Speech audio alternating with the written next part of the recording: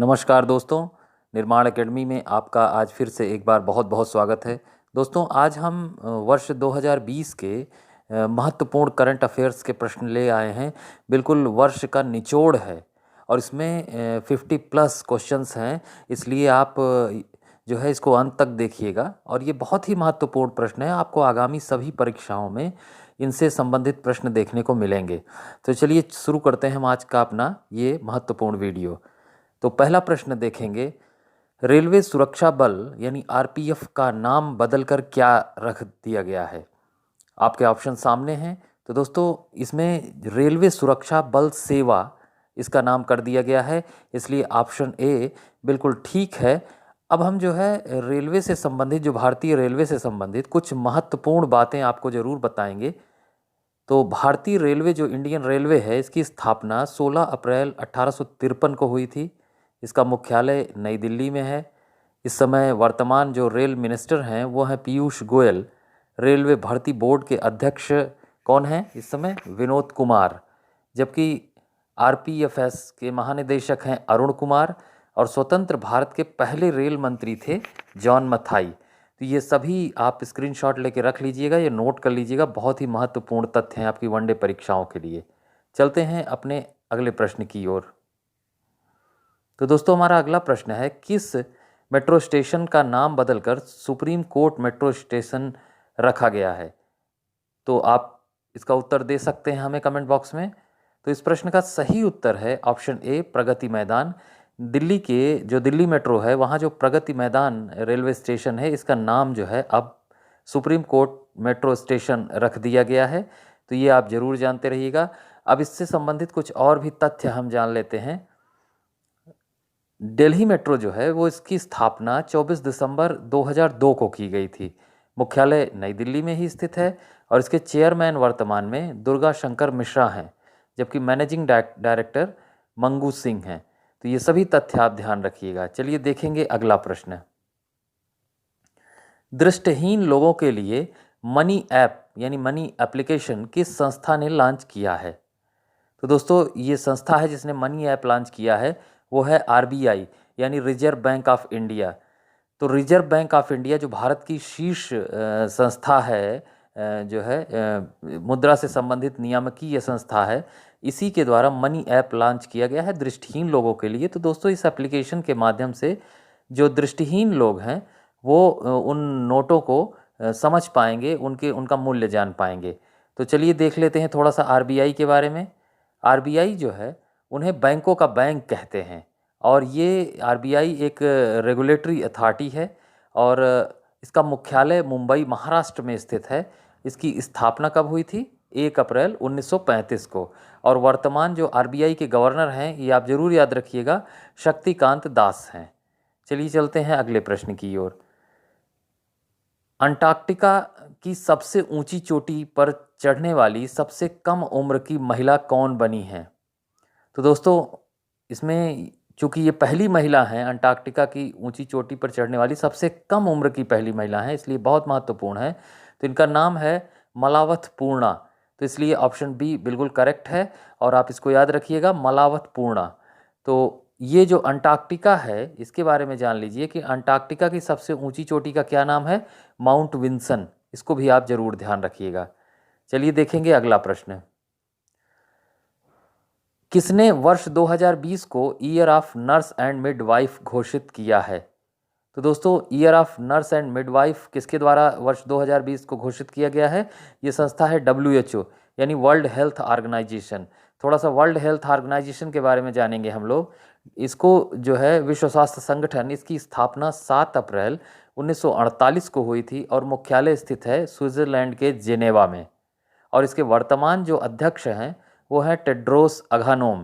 तो ये जरूर आप ध्यान रखिएगा। चलिए देखेंगे अगला प्रश्न। हाल ही में इसरो ने किस राज्य में देश का पहला अंतरिक्ष यात्री प्रशिक्षण केंद्र स्थापित करने की घोषणा की है? तो दोस्तों, इसरो के द्वारा देश के किस राज्य में पहला अंतरिक्ष यात्री प्रशिक्षण केंद्र स्थापित किया जाएगा? वो किया जाएगा कर्नाटक में। तो हमारा जो कर्नाटक है, यहाँ पहला अंतरिक्ष यात्री प्रशिक्षण केंद्र इसरो के द्वारा स्थापित किया जाएगा, इसलिए ऑप्शन सी बिल्कुल करेक्ट है। देखेंगे अगला प्रश्न। हाल ही में जारी हेनले पासपोर्ट इंडेक्स 2020 में कौन सा देश शीर्ष पर रहा है? तो दोस्तों इसमें शीर्ष पर रहा है जापान। जापान जो है वहाँ का पासपोर्ट सबसे ज़्यादा ताकतवर पासपोर्ट माना गया है। ये ज़्यादातर देशों में इसकी वैधता है, तो बिना केवल पासपोर्ट के माध्यम से ही वहाँ सफ़र किया जा सकता है। तो इसके आधार पर सबसे शक्तिशाली पासपोर्ट है जापान, इसलिए ऑप्शन ए बिल्कुल करेक्ट है। और यहाँ जो है टॉप 3 और भारत की जो स्थिति है, तो जापान पहले नंबर पे, सिंगापुर दूसरे नंबर पे, जर्मनी तीसरे नंबर पे, और भारत का स्थान बड़ा ही महत्वपूर्ण है हेनले पासपोर्ट इंडेक्स में, वो है 84वां। इसको आप बिल्कुल नोट करके रखिएगा। चलिए चलेंगे अगले प्रश्न की ओर। भारत का पहला चीफ ऑफ डिफेंस स्टाफ यानी CDS किसे नियुक्त किया गया है? तो दोस्तों ये नियुक्त किया गया है जनरल बिपिन रावत को, इसलिए ऑप्शन ए बिल्कुल करेक्ट है। ये थल सेना अध्यक्ष रह चुके हैं भारत के, और इन्हें रिटायरमेंट के बाद चीफ ऑफ डिफेंस स्टाफ नियुक्त किया गया है, और ये पहले व्यक्ति हैं जिसे इस पद जिनके लिए ये पद बनाया गया है। तो दोस्तों थोड़ा सा और बातें जान लेंगे। तीनों सेनाओं के प्रमुख भी यहीं हम देख लेते हैं। थल सेना के वर्तमान अध्यक्ष हैं जनरल मनोज मुकुंद नरवाणे। वायुसेना के अध्यक्ष हैं air chief marshal RKS Bhadauria यानी RK सिंह भदौरिया। और नौसेना के अध्यक्ष हैं एडमिरल करमबीर सिंह। चलिए चलेंगे अब अगले प्रश्न की ओर। किस अंतरिक्ष यात्री ने अंतरिक्ष में सबसे लंबे समय तक रहने का रिकॉर्ड बनाया है? तो दोस्तों ये बनाया है क्रिस्टीना कोच ने। आप याद रखिएगा, ऑप्शन सी बिल्कुल करेक्ट है, क्रिस्टीना कोच। ये अंतरिक्ष में सबसे लंबे समय तक रहने का इन्होंने रिकॉर्ड बनाया है। देखेंगे अगला प्रश्न। भारत के 28वें थल सेना प्रमुख कौन नियुक्त हुए हैं? तो दोस्तों ये अभी मैंने आपको बताया, ये नियुक्त हुए हैं मनोज मुकुंद नरवाणे, और ऑप्शन बी बिल्कुल करेक्ट है। और इनके पहले जनरल बिपिन रावत जो कि अब चीफ ऑफ डिफेंस स्टाफ हैं वो थे, और उनके बाद अब मनोज मुकुंद नरवाणे 28वें थल सेना प्रमुख के रूप में नियुक्त हुए हैं। यहाँ कुछ बातें और जान लेते हैं। भारतीय थल सेना जो इंडियन आर्मी है, इसकी स्थापना 1895 में हुई थी, और मुख्यालय है दिल्ली में। चलिए देखेंगे 11वां प्रश्न अपना। हाल ही में राष्ट्रीय युवा दिवस कब मनाया गया है? तो दोस्तों ये मनाया गया है 12 जनवरी को, और ये किसके स्मृति में मनाया जाता है? ये विवेकानंद के जन्म दिवस के दिन मनाया जाता है 12 जनवरी को, राष्ट्रीय युवा दिवस। देखेंगे अपना अगला प्रश्न। हाल ही में भारतीय थल सेना दिवस कब मनाया गया है? तो भारतीय थल सेना दिवस मनाया गया है 15 जनवरी को। याद रखिएगा, थल सेना दिवस कब मनाया गया? 15 जनवरी को। अगला क्वेश्चन देखेंगे। हाल ही में कोलकाता पोर्ट का नाम बदलकर किसके नाम पर रखा गया है? तो दोस्तों ये रखा गया है श्यामा प्रसाद मुखर्जी के नाम पर। श्यामा प्रसाद मुखर्जी जो कि जनसंघ के नेता थे, और इन्हीं के नाम पर कोलकाता पोर्ट का नाम रखा गया है। तो ये आप जरूर जानते रहिएगा। चलिए देखेंगे अगला प्रश्न। 107वीं भारतीय विज्ञान कांग्रेस का आयोजन किस शहर में किया जाएगा? तो दोस्तों ये किया जाएगा बेंगलुरु में। तो 107वीं भारतीय विज्ञान कांग्रेस का आयोजन बेंगलुरु में किया जाएगा। थोड़ा सा हम बेंगलुरु के बारे में भी जानेंगे। बेंगलुरु कर्नाटक राज्य की राजधानी है, और कर्नाटक राज्य की स्थिति समझ लीजिए, राजधानी हो गई बेंगलुरु। यहाँ के मुख्यमंत्री हैं BS येदियुरप्पा, और ये BJP से संबंधित हैं, भारतीय जनता पार्टी से संबंधित हैं। गवर्नर हैं वजुभाई वाला, और इसरो का मुख्यालय भी बेंगलुरु में स्थित है। यहाँ के मुख्य न्यायाधीश जो हैं उच्च न्यायालय के, वो है अभय श्रीनिवास ओका। और यहाँ लोकसभा सीटें कितनी हैं? 28 कर्नाटक में। राज्यसभा सीटें हैं 12, विधानसभा सीटें हैं 224। और पड़ोसी राज्य इसके कौन कौन से हैं ये भी आप जान लीजिए। महाराष्ट्र, गोवा, केरल, तमिलनाडु और आंध्र प्रदेश एवं तेलंगाना, ये कर्नाटक की सीमा बनाते हैं। चलिए देखेंगे अगला प्रश्न। FSI रिपोर्ट के अनुसार किस राज्य में सबसे बड़ा वन क्षेत्र है? तो दोस्तों अभी जो रिपोर्ट आई है वन रिपोर्ट 2019 की, उसमें सर्वाधिक वनों का जो क्षेत्र है वो है मध्य प्रदेश में। तो मध्य प्रदेश में सबसे ज़्यादा वन क्षेत्र हैं। थोड़ा सा FSI के बारे में हम जानेंगे। FSI से तात्पर्य है फॉरेस्ट सर्वे ऑफ इंडिया। तो भारत वन स्थिति रिपोर्ट यही जारी करता है FSI। इसकी स्थापना 1981 में हुई थी। मुख्यालय इसका है देहरादून उत्तराखंड में, और इस समय डायरेक्टर जनरल हैं डॉक्टर सुभाष आशुतोष। चलते हैं अगले प्रश्न की ओर। डॉक्टर एन तिरुमाला नाइक किस राज्य के नए श्रम आयुक्त बने हैं? तो दोस्तों ये बन गए हैं ओडिशा के नए श्रम आयुक्त डॉक्टर एन तिरुमाला नाइक। तो ऑप्शन डी बिल्कुल करेक्ट है। चलिए चलेंगे अगले प्रश्न की ओर। किसे लोकमान्य तिलक राष्ट्रीय पत्रकारिता पुरस्कार से सम्मानित किया गया है? तो दोस्तों ये सम्मानित किया गया है संजय गुप्ता को। तो संजय गुप्ता यानी ऑप्शन सी बिल्कुल करेक्ट है और इन्हें सम्मानित किया गया है लोकमान्य तिलक राष्ट्रीय पत्रकारिता पुरस्कार से। देखेंगे अगला प्रश्न। भारतीय रेलवे बोर्ड के चेयरमैन फिर से कौन बन गए हैं? तो ये बन गए हैं विनोद कुमार यादव, इसलिए ऑप्शन ए बिल्कुल करेक्ट है। विनोद कुमार यादव अपने दूसरे कार्यकाल के लिए भारतीय रेलवे बोर्ड के नए चेयरमैन बन गए हैं। चलिए देखेंगे अगला प्रश्न। राष्ट्रीय हरित वाहिनी योजना कहाँ शुरू की गई है? तो ये शुरू की गई है जम्मू कश्मीर में, इसलिए ऑप्शन ए बिल्कुल करेक्ट है। इसके बारे में थोड़ा जम्मू कश्मीर के विषय में देख लेते हैं। जम्मू कश्मीर अब एक केंद्र शासित प्रदेश है और यहाँ के राज्यपाल कौन बन गए हैं? उत्तर प्रदेश के मनोज सिन्हा। तो चलते हैं अगले प्रश्न की ओर। ESPN क्राइम इन्फो ODI कप्तान किस खिलाड़ी को चुना गया है? तो ये चुना गया है महेंद्र सिंह धोनी को। तो ये आप याद रखिएगा, ऑप्शन सी बिल्कुल करेक्ट है। चलते हैं अगले प्रश्न की ओर। किसे ग्लोबल बिहार एक्सीलेंस अवार्ड 2019 से सम्मानित किया गया है? तो ये सम्मानित किया गया है पीयूष जायसवाल को। ध्यान रखिएगा, ऑप्शन बी बिल्कुल करेक्ट है। देखेंगे अगला प्रश्न। राष्ट्रीय आइस हॉकी चैंपियनशिप 2020 कहाँ आयोजित हुई है? तो ये आयोजित हुई है लेह में। लेह और लेह लद्दाख जो है ये अब एक केंद्र शासित प्रदेश है और राष्ट्रीय आइस हॉकी चैंपियनशिप 2020 का आयोजन लेह में हुआ है। देखेंगे अगला प्रश्न। विश्व ब्रेल दिवस कब मनाया गया है?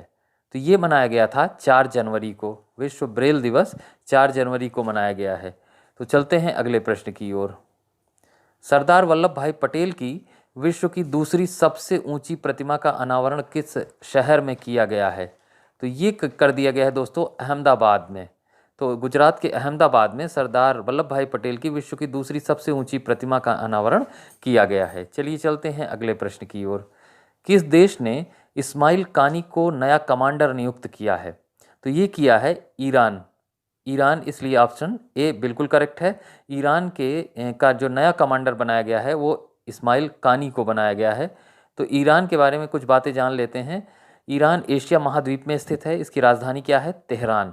और इसकी नई करेंसी जो है वो है तोमान। रियाल को बदल के अब यहाँ की करेंसी हो गई है तोमान। ये बहुत ही इंपॉर्टेंट फैक्ट है। और यहाँ के राष्ट्रपति हैं हसन रूहानी। चलिए देखेंगे अगला प्रश्न। हाल ही में दुबई ग्लोब सॉकर अवार्ड्स में किसे best men's player of the year का अवार्ड दिया गया है? तो ये दिया गया है क्रिस्टियानो रोनाल्डो को, जो कि एक फुटबॉलर हैं, प्रसिद्ध फुटबॉलर हैं। अब इनके बारे में थोड़ा सा जान लेते हैं, फीफा के बारे में। तो फीफा जो है पूरे विश्व में फुटबॉल खेल को फीफा रेगुलेट करता है। ये संस्था है, यानी federation international day football association. इसकी स्थापना 1904 में हुई थी और मुख्यालय स्विट्ज़रलैंड के ज्यूरिख में है और अध्यक्ष हैं जियानी इन्फेंटिनो। जियानी इन्फेंटिनो इसके अध्यक्ष हैं। चलते हैं अगले प्रश्न की ओर। 2020 का ग्लोबल चाइल्ड प्रोडिजी अवार्ड किसने जीता है? तो ये अवार्ड जीत लिया है सुचेता सतीश ने, इसलिए ऑप्शन ए बिल्कुल करेक्ट है। चलते हैं अगले प्रश्न की ओर। डिफेंस एक्सपो 2020 का आयोजन किस शहर में किया गया है? तो ये कर दिया गया है लखनऊ में। राजनाथ सिंह जी जो हमारे डिफेंस मिनिस्टर हैं सेंट्रल के, तो उनके नेतृत्व में ये लखनऊ में आयोजित किया गया है, जो कि उत्तर प्रदेश की राजधानी है। कुछ बातें इसके बारे में और जान लेते हैं उत्तर प्रदेश के बारे में। तो उत्तर प्रदेश की राजधानी क्या है? लखनऊ, जहाँ ये डिफेंस एक्सपो आयोजित किया गया था। यहाँ के मुख्यमंत्री हैं योगी आदित्यनाथ, जो कि भारतीय जनता पार्टी के लीडर हैं, और गवर्नर हैं आनंदीबेन पटेल। मुख्य न्यायाधीश हैं गोविंद माथुर। उत्तर प्रदेश का राजकीय पशु है बारहसिंघा। राजकीय पक्षी है सारस, या जिसे हम क्रांज भी कहते हैं।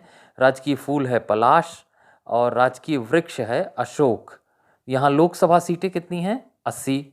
राज्यसभा सीटें हैं 31, जबकि विधानसभा सीटों की संख्या है 404। चलिए देखेंगे अगला प्रश्न। नेशनल मेडिकल कमीशन यानी एनएमसी का पहला अध्यक्ष किसे नियुक्त किया गया है? तो ये नियुक्त कर दिया गया है सुरेश चंद्र शर्मा को। अब इसलिए यहाँ जो ऑप्शन सही हो जाता है वो है ऑप्शन बी, सुरेश चंद्र शर्मा। अब थोड़ा सा हम एनएमसी के बारे में जान लेते हैं। तो इससे तात्पर्य है नेशनल मेडिकल कमीशन, और नेशनल मेडिकल कमीशन यानी राष्ट्रीय चिकित्सा आयोग। राष्ट्रीय चिकित्सा आयोग 33 सदस्यों का एक भारतीय नियामक निकाय है जो चिकित्सा शिक्षा और चिकित्सा पेशेवरों को नियंत्रित करता है।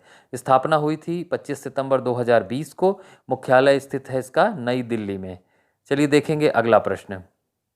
मिस टीन इंटरनेशनल 2019 का खिताब किसने जीता है? तो ये जीत लिया है आयुषी ढोलकिया ने, इसलिए ऑप्शन ए बिल्कुल करेक्ट है। देखेंगे अगला प्रश्न। खेलो इंडिया यूनिवर्सिटी गेम के पहले संस्करण की मेजबानी किस शहर ने की थी? बहुत ही इंपॉर्टेंट प्रश्न है। ये खेलो इंडिया यूनिवर्सिटी गेम्स आयोजित हुए थे भुवनेश्वर में, जो कि उड़ीसा में स्थित है। उड़ीसा का एक शहर है, इसलिए ऑप्शन सी बिल्कुल करेक्ट है। चलते हैं अगले प्रश्न की ओर। महाराष्ट्र का पत्रकार दिवस कब मनाया गया? तो महाराष्ट्र का पत्रकार दिवस मनाया गया है 6 जनवरी को, इसलिए ऑप्शन ए बिल्कुल करेक्ट है। अगले प्रश्न की ओर चलते हैं। किस राज्य में सीएम एप्लीकेशन लॉन्च किया गया है? तो ये सीएम एप्लीकेशन यानी चीफ मिनिस्टर एप्लीकेशन लॉन्च कर दिया गया है हिमाचल प्रदेश में, इसलिए ऑप्शन सी बिल्कुल करेक्ट है। अब थोड़ी सी बात हम हिमाचल प्रदेश के बारे में जानेंगे। हिमाचल प्रदेश की राजधानी है शिमला। यहाँ के मुख्यमंत्री हैं जयराम ठाकुर, जो कि भारतीय जनता पार्टी के नेता हैं। गवर्नर हैं बंडारू दत्तात्रेय, और मुख्य न्यायाधीश हैं यहाँ के लिंगप्पा नारायण।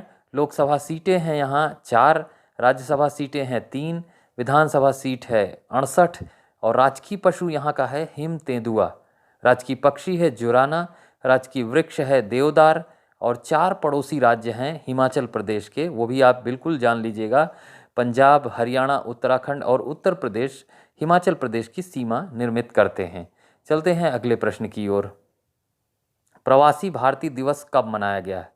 तो प्रवासी भारतीय दिवस मनाया गया है 9 जनवरी को। तो दोस्तों इसके विषय में आप थोड़ा सी बात जान लीजिए कि महात्मा गांधी 9 जनवरी 1915 को अफ्रीका से भारत वापस आए थे, और इसी दिन हम प्रवासी भारतीय दिवस मनाते हैं, और ये वर्ष 2003 से मनाया जाना प्रारंभ किया गया था। तो ये सभी बातें आप जानते रहिएगा। देखते हैं अगला प्रश्न। हाल ही में उबर की एयर टैक्सी परियोजना में शामिल होने वाली पहली कार निर्माता कंपनी कौन सी बनी है? तो ये बन गई है हुंडई। हुंडई जो है ये कार निर्माता कंपनी है, और ये उबर की एयर टैक्सी परियोजना में शामिल हो गई है, इसलिए ऑप्शन ए बिल्कुल करेक्ट है। यहाँ हम उबर के बारे में जान लेते हैं। तो इसकी स्थापना हुई थी मार्च 2009 में। मुख्यालय है यूएसए के कैलिफोर्निया में। सीईओ हैं दारा खोसारो शाही, और अध्यक्ष हैं रोनाल्ड शुगर, और संस्थापक थे गारेट कैंप और ट्रेविस कालनिक। तो दोस्तों चलते हैं अगले प्रश्न की ओर। हाल ही में जोरान मिलनोविच किस देश के राष्ट्रपति नियुक्त हुए हैं? तो ये नियुक्त हो गए हैं क्रोएशिया के राष्ट्रपति, इसलिए ऑप्शन सी बिल्कुल करेक्ट है। जोरान मिलनोविच जो हैं वो क्रोएशिया के राष्ट्रपति बन गए हैं। तो थोड़ा सा क्रोएशिया के बारे में जानते हैं। क्रोएशिया यूरोप महाद्वीप में स्थित एक देश है, और इसकी राजधानी है जाग्रेब, और करेंसी है क्रोएशियाई कुना, और प्रधानमंत्री हैं एंड्रेज प्लेंकोविक। तो दोस्तों चलते हैं अगले प्रश्न की ओर। ब्रिटेन का प्रसिद्ध 2019 कोस्टा चिल्ड्रन अवार्ड किसने जीता है? तो ये जीत लिया है जसबिंदर बिलान ने। ऑप्शन बी बिल्कुल करेक्ट है। चलते हैं अगले प्रश्न की ओर। हाल ही में एईपीसी के चेयरमैन कौन नियुक्त हुए हैं? तो ये हो गए हैं ए शक्तिवेल। तो ऑप्शन सी बिल्कुल करेक्ट है, जो कि एईपीसी के चेयरमैन नियुक्त हो गए हैं। चलते हैं अगले प्रश्न की ओर। हाल ही में किसे हुडको का सीईओ और एमडी नियुक्त किया गया है? तो ये नियुक्त किया गया है एम नागराज को। एम नागराज अब बन गए हैं हुडको के सीईओ और एमडी, इसलिए ऑप्शन ए बिल्कुल करेक्ट है। यहाँ हुडको के बारे में जान लेते हैं। Housing and urban development cooperation, ये हुडको की फुल फॉर्म हो जाती है, यानी आवास और शहरी विकास निगम। स्थापना हुई थी 1970 में। मुख्यालय है नई दिल्ली में। चलते हैं अगले प्रश्न की ओर। हाल ही में किस शहर ने राष्ट्रीय आइस हॉकी चैंपियनशिप महिला ट्रॉफी जीती है? तो ये जीत ली है लद्दाख ने। तो ऑप्शन बी बिल्कुल करेक्ट हो जाता है। लद्दाख के बारे में जानेंगे थोड़ा सा। लद्दाख जो है वो भारत का एक केंद्र शासित प्रदेश है। लेफ्टिनेंट गवर्नर हैं यहाँ के आर के माथुर यानी राधा कृष्ण माथुर। लद्दाख की राजधानी है लेह और कारगिल। तो चलते हैं अगले प्रश्न की ओर। हाल ही में अम्मा वोडी योजना किस राज्य में शुरू हुई है? तो अम्मा वोडी योजना जो शुरू कर दी गई है वो आंध्र प्रदेश में शुरू की गई है, इसलिए ऑप्शन सी बिल्कुल करेक्ट है। थोड़ा सा हम आंध्र प्रदेश के बारे में जानेंगे। इसकी स्थापना 1 नवंबर 1956 को हुई थी। राजधानी अमरावती हैदराबाद और मुख्यमंत्री वाईएस जगन मोहन रेड्डी हैं जो कि वाईएसआर कांग्रेस पार्टी से संबंधित हैं। गवर्नर हैं विश्वभूषण हरिचंदन। मुख्य न्यायाधीश हैं जितेंद्र कुमार माहेश्वरी। लोकसभा सीटें हैं 25, राज्यसभा सीटें हैं 11, विधानसभा सीटें यहाँ कितनी हैं 175 और 5 पड़ोसी राज्य हैं जिनसे आंध्र प्रदेश की सीमा मिलती है। ओडिशा, छत्तीसगढ़, कर्नाटक, तमिलनाडु और तेलंगाना। आंध्र प्रदेश के श्रीहरिकोटा में सतीश धवन अंतरिक्ष केंद्र है। ठीक है, सतीश धवन अंतरिक्ष स्पेस सेंटर जो है वो आंध्र प्रदेश के श्रीहरिकोटा में स्थित है। कोलेरू झील और पुलिकट झील आंध्र प्रदेश की प्रमुख झीलें हैं। नागार्जुन सागर कृष्णा नदी पर स्थित है और यह भी आंध्र प्रदेश में ही स्थित है। और कुछ बातें जानेंगे। नागार्जुन सागर टाइगर रिजर्व यह भी आंध्र प्रदेश राज्य में ही स्थित है। गुजरात के बाद आंध्र प्रदेश की समुद्री तट की रेखा दूसरी सबसे लंबी है। सबसे लंबी किसकी है? गुजरात की। और नंबर 2 पे आता है आंध्र प्रदेश। चलते हैं अगले प्रश्न की ओर। हाल ही में किस देश ने 350 किलोमीटर प्रति घंटा की स्पीड से चलने वाली पहली बुलेट ट्रैवलर्स ट्रेन शुरू किया है? तो ये शुरू किया है चीन ने। तो इसलिए ऑप्शन ए बिल्कुल करेक्ट है। थोड़ा सा हम चीन के बारे में जानेंगे। तो चीन जो है वो एशिया महाद्वीप में स्थित है। राजधानी क्या है? बीजिंग। और यहाँ की मुद्रा है रेनमिनबी। जो यहाँ की करेंसी है रेनमिनबी यानी युयान। और राष्ट्रपति हैं शी जिनपिंग। चीन और भारत के बीच इंटरनेशनल बॉर्डर लाइन का नाम है मैकमोहन रेखा। मैकमोहन रेखा किन के बीच है? भारत और चीन के बीच। चीन की सबसे लंबी नदी है यांगत्सी जो कि 6300 किलोमीटर लंबी है और ये एशिया की भी सबसे लंबी नदी है। चलते हैं अगले प्रश्न की ओर। हाल ही में जारी राज्य ऊर्जा दक्षता सूचकांक 2019 में कौन राज्य शीर्ष पर रहा है? तो दोस्तों ये शीर्ष पर रहा है हरियाणा। तो हरियाणा जो है, इसलिए ऑप्शन ए बिल्कुल ठीक हो जाता है। यह राज्य ऊर्जा दक्षता सूचकांक 2019 में टॉप पर रहा है। बात करेंगे हरियाणा की। तो हरियाणा की राजधानी है चंडीगढ़। मुख्यमंत्री हैं मनोहर लाल खट्टर। गवर्नर हैं सत्यदेव नारायण आर्य और मुख्य न्यायाधीश हैं रविशंकर झा। 4 पड़ोसी राज्य हैं हरियाणा के, उत्तर प्रदेश, राजस्थान, पंजाब और हिमाचल, जो इसकी सीमा का निर्माण करते हैं। लोकसभा सीटें हैं 10 और लोकसभा सीटें हैं 10, राज्यसभा सीटें हैं 5, विधानसभा है यहाँ 90। हरियाणा राज्य के लोक नृत्य कौन कौन से हैं? फाग नृत्य, सांग नृत्य, छठी नृत्य, खोरिया नृत्य, धमाल नृत्य, डफ नृत्य, घूमर नृत्य और झूमर नृत्य। तो दोस्तों चलेंगे हम अगले प्रश्न की ओर। हाल ही में किसे बीसीसीआई के पाली उमरीगर पुरस्कार से सम्मानित किया गया है या किया जाएगा? तो दोस्तों ये किया जाएगा जसप्रीत बुमराह को। जसप्रीत बुमराह, इसलिए ऑप्शन बी बिल्कुल करेक्ट है। ये जसप्रीत बुमराह कौन है? ये भारतीय गेंदबाज हैं, भारतीय टीम के गेंदबाज हैं। यहाँ थोड़ी सी बात हम बीसीसीआई की कर लेते हैं। तो भारत में क्रिकेट मैच बीसीसीआई रेगुलेट करता है, यानी board of control for cricket in India. तो भारतीय क्रिकेट नियंत्रण बोर्ड इसका नाम है। स्थापना 1928 में हुई थी। मुख्यालय मुंबई में है। वर्तमान अध्यक्ष इसके हैं सौरव गांगुली। उपाध्यक्ष हैं माहिम वर्मा और सचिव हैं जय शाह। पुरुष क्रिकेट टीम के कोच कौन हैं? रवि शास्त्री। और महिला क्रिकेट टीम के कोच हैं WV रमण। तो चलते हैं अगले प्रश्न की ओर। हाल ही में रॉबर्ट अबेला किस देश के प्रधानमंत्री नियुक्त हुए हैं? तो ये नियुक्त हो गए हैं माल्टा के, इसलिए ऑप्शन बी बिल्कुल करेक्ट है। रॉबर्ट अबेला माल्टा के प्रधानमंत्री चुने गए हैं। अब माल्टा की बात करते हैं। तो माल्टा जो है वो यूरोप महाद्वीप में स्थित है। राजधानी है वैलेटा, करेंसी है यूरो, राष्ट्रपति हैं जॉर्ज वेला। चलते हैं अगले प्रश्न की ओर। हाल ही में द पल्स कॉन्क्लेव 2020 का 5वां संस्करण किस राज्य में आयोजित किया गया है? तो ये आयोजित किया गया है महाराष्ट्र में। तो ये आप जरूर जानते रहिएगा, इसलिए ऑप्शन सी बिल्कुल करेक्ट है। चलते हैं अगले प्रश्न की ओर। हाल ही में मुस्लिम सम्मेलन विश्व इज्तेमा का पहला चरण किस देश में शुरू हुआ है? ये शुरू हुआ है बांग्लादेश में, इसलिए ऑप्शन ए बिल्कुल करेक्ट है। थोड़ा सा हम बांग्लादेश के बारे में अब जान लेते हैं। इसकी राजधानी है ढाका और यहाँ की मुद्रा यानी करेंसी है टका। प्रधानमंत्री हैं शेख हसीना, राष्ट्रपति हैं अब्दुल हामिद।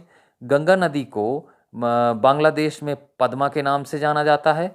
बांग्लादेश भारत के साथ सबसे लंबी बाउंड्री बनाता है, इसकी लंबाई 4096 किलोमीटर है और बांग्लादेश भारत के 5 राज्यों से सीमा निर्मित करता है, यानी पश्चिम बंगाल, असम, मेघालय, त्रिपुरा और मिजोरम। तो चलते हैं अगले प्रश्न की ओर। हाल ही में त्साई इंग वेन किस देश के राष्ट्रपति नियुक्त हुए हैं? तो ये नियुक्त हुए हैं ताइवान के, इसलिए ऑप्शन बी बिल्कुल करेक्ट है। तो ताइवान जो है कि यहाँ के राष्ट्रपति कौन बन गए हैं? Tsai Ing Wen. ताइवान के विषय में देख लेते हैं। तो ये जो है त्साई इंग वेन दूसरी बार ताइवान के राष्ट्रपति का चुनाव इन्होंने जीता है। ताइवान एशिया महाद्वीप में स्थित है, राजधानी है ताइपे और करेंसी है नई ताइवान डॉलर। चलते हैं अगले प्रश्न की ओर। हाल ही में वर्ल्ड फ्यूचर एनर्जी समिट की शुरुआत किस शहर में हुई है? तो ये शुरू हुई है अबू धाबी में, तो इसलिए ऑप्शन सी बिल्कुल करेक्ट है। तो थोड़ा सा हम अबू धाबी के बारे में जानेंगे। तो अबू धाबी जो है वो यूएई की राजधानी है, यानी यूनाइटेड अरब अमीरात की राजधानी, संयुक्त अरब अमीरात की राजधानी है अबू धाबी। और ये कहाँ स्थित है? ये एशिया महाद्वीप में स्थित है। यहाँ की करेंसी है यूएई दिरहम और राष्ट्रपति हैं शेख खलीफा बिन जायद अल नाहयान। और यूएई के शहर दुबई में अंतर्राष्ट्रीय क्रिकेट परिषद यानी आईसीसी का मुख्यालय है। दुनिया की सबसे ऊंची इमारत बुर्ज खलीफा, जिसकी ऊंचाई 829.8 मीटर है, यह यूएई में स्थित है, यूएई के दुबई शहर में स्थित है। चलिए चलते हैं आज के अंतिम प्रश्न की ओर। हाल ही में कौन सा देश विश्व का नंबर 1 शूटिंग राष्ट्र बना है? तो ये बन गया है भारत, इसलिए ऑप्शन बी बिल्कुल करेक्ट है। भारत जो है विश्व का नंबर 1 शूटिंग राष्ट्र बना है, यानी निशानेबाजी में नंबर 1 स्थान है। तो दोस्तों इसी के साथ ये वीडियो यहीं समाप्त होता है। आशा करता हूँ कि आपको पसंद आया होगा। इसी तरीके के महत्वपूर्ण वीडियो हम आपके लिए निरंतर लाते रहेंगे, लेकिन आप भी हमारा सहयोग करिए और कमेंट जरूर करिए कि आपको क्या पसंद आया और क्या और हम आपके लिए ला सकते हैं जिससे आपकी तैयारी में आपको सफलता मिले। तो जो नए हैं वो फटाफट से सब्सक्राइब कर दीजिएगा इस तरीके के नियमित नोटिफिकेशन पाने के लिए, और वीडियो को लाइक करिएगा और जो है इसको शेयर जरूर करिए। जितने भी आपके पास प्रतियोगी परीक्षाओं के ग्रुप्स हैं उसमें ज़रूर शेयर करिए, जिससे ये अधिक से अधिक लोगों को प्राप्त हो सके। धन्यवाद साथी।